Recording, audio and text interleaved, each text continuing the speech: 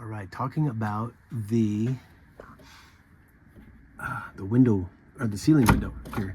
So this, you just push this in basically here and pull down gently, and then pull to your, left. You pull to the front of the camper. Just going slow so you can see what that's like. It's not super intuitive or easy.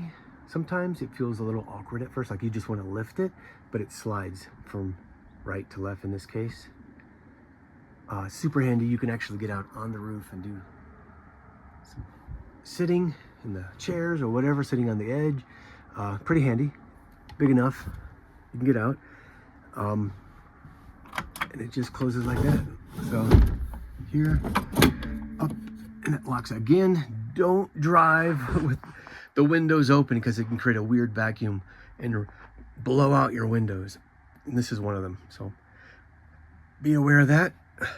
It does come with shade, and you can go full dark if you want to. Put the shade on there. Just be careful with some of the slides, the window coverings and stuff like that. Don't go too fast. They're a little sensitive. Especially on the side windows, the paper, it's almost like a paper, and it can kind of bind up and wrinkle. So be careful opening and closing. Just go slow.